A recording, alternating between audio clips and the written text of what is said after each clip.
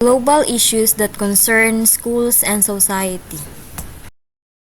Here are the top 10 world issues according to Millennials based on World Economic Forum's Global Shapers Survey in 2017. First, climate change, destruction of nature, 48.8%. Large-scale conflict or wars, 38.9%. Inequality or income discrimination, 30.8%. Poverty, 29.2%. Religious conflicts, 23.9%. Government accountability and transparency or corruption, 22.7%. Food and water security, 18.2%. Lack of education, 15.9%. Safety or security or well-being, 14.1%. And lastly, lack of economic opportunity and employment, 12.1%. Here are top 10 current global issues according to Chloe Turner. First, climate change. Second, pollution. Third, violence. Fourth, security and well-being. Fifth, lack of education. Sixth, unemployment. Seventh, government corruption. Eighth, malnourishment and hunger. Ninth, substance abuse. And lastly, terrorism. The 17 Sustainable Development Goals for the period 2015 to 2030. It starts with end poverty in all its forms everywhere. Second, end hunger, achieve food security and improve nutrition, and promote sustainable agriculture. Third, ensure healthy lives and promote well-being for all ages. Fourth, ensure inclusive and equitable equality education and promote lifelong learning opportunities for all. Fifth, achieve gender equality and empower all women and girls. Sixth, ensure availability and sustainable management of water and sanitation for all.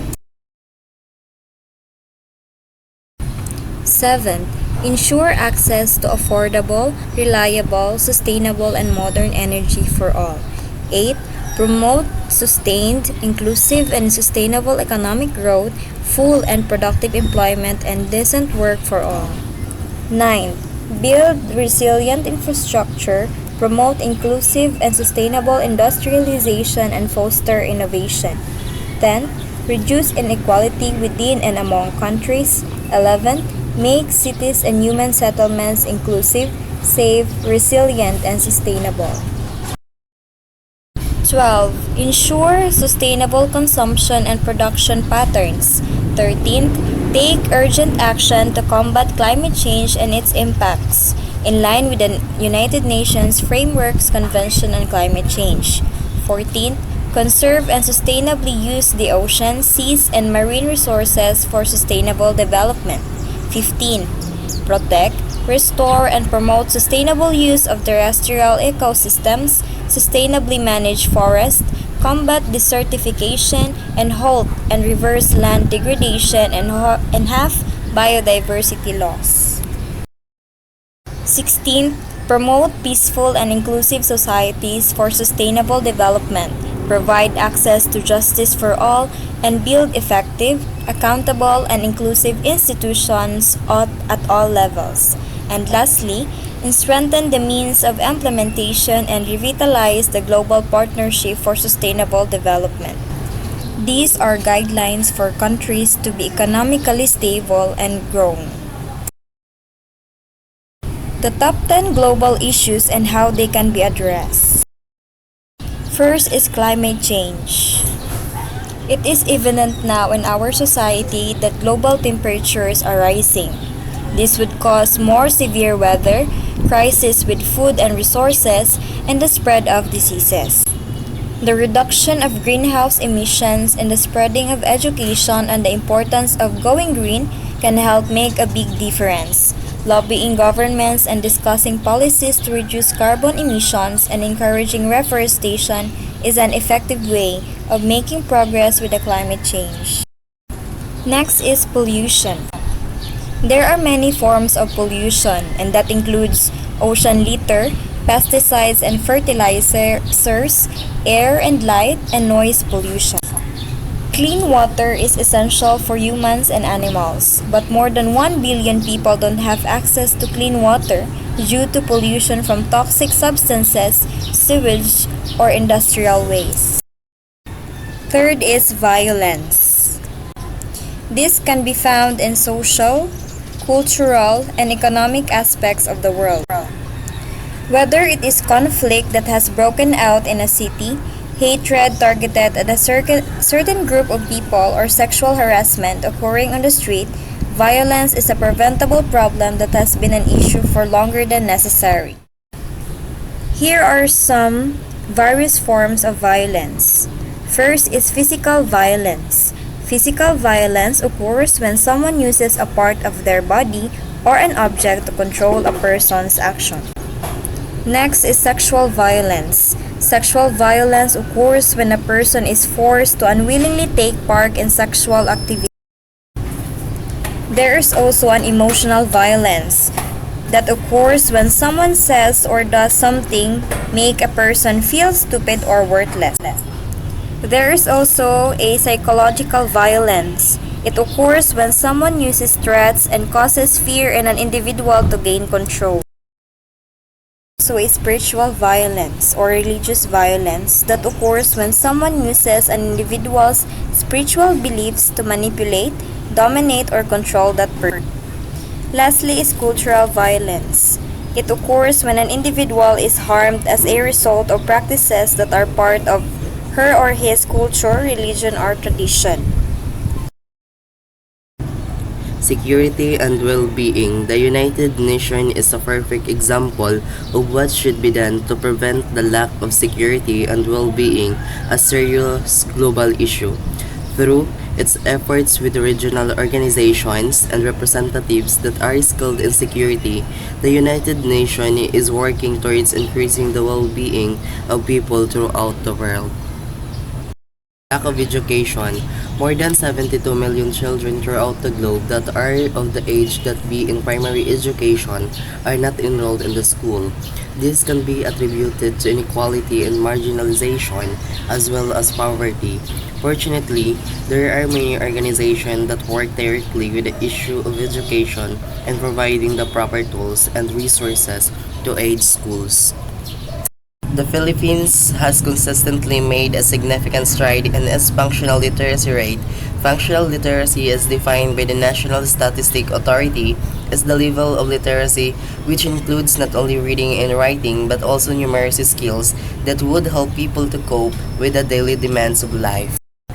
Based on the 2013 Functional Literacy Education and Mass Media Survey, or PLEMS, is the country registered a 90.3% rate, which means that out of every Filipinos age of 10 to 64 were functionally literate. Without the necessary education and skills for employment, many people, particularly 15 to 24 years old, struggle to find jobs and create a proper living for themselves and their families.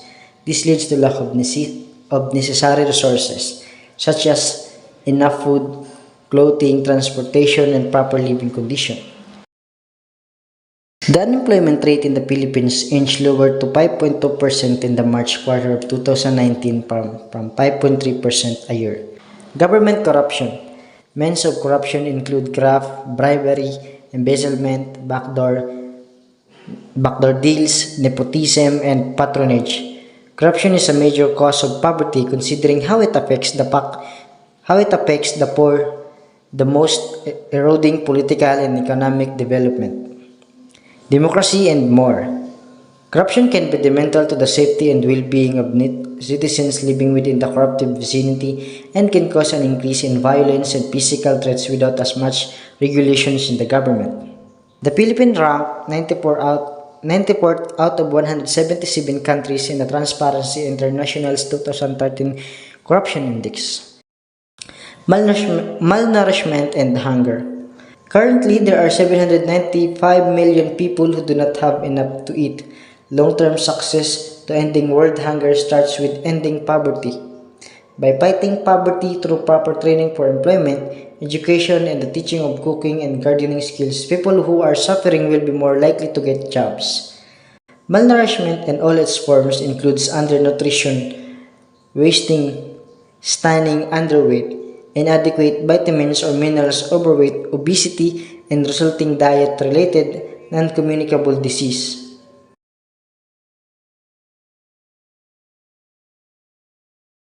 Substance abuse. Substance abuse is the harmful or hazardous use of psychoactive substances, including alcohol and illicit drugs. The United Nations reports that by the beginning of 21st century, an estimated 185 million people over the age of 15 were consuming drugs globally. The drugs most commonly used are marijuana, cocaine, alcohol, amphetamine, stimulants, opiates, and volatile solvents. Different classes of people, both rich and poor, partake in substance abuse, and it is a persistent issue throughout the world. But the developing world, marginalized groups, and communities are the most vulnerable to this reality.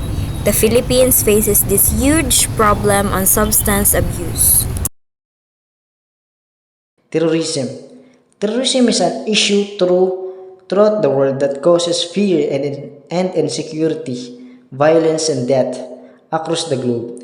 Terrorists attack innocent people, often without warning. These mask civilians feel defenseless in their everyday lives. Making national security a higher priority is key in combining terrorism as well as promoting justice and wrongdoings to illustrate the enforcement of the law and the serious punishment for terrorist crime. The 17 SDGs. UN Secretary General Ban Ki-moon said, the 17 Sustainable Development Goals are our shared vision of humanity and a social contract between the world leaders and the people. They are a to-do list for people and planet and a blueprint for success. After Millennium Development Goals of 2015, here comes another to-do list. For the sake of entire humanity, refer to the 17 Sustainable Development Goals. Global Issues SDGs 2015 to 2030 and Education. In September 2015, the General Assembly adopted the 2030 Agenda for Sustainable Development that includes 7 Sustainable Development Goals. Building on the principle of leaving no one behind, the new agenda emphasizes a holistic approach to achieving sustainable development. The realizations of the 17 SDGs means solving the top global issues cited by 2 sources. These global issues and SDGs 2015 to 2013 must be intentionally taught in schools because they are made part of the curriculum.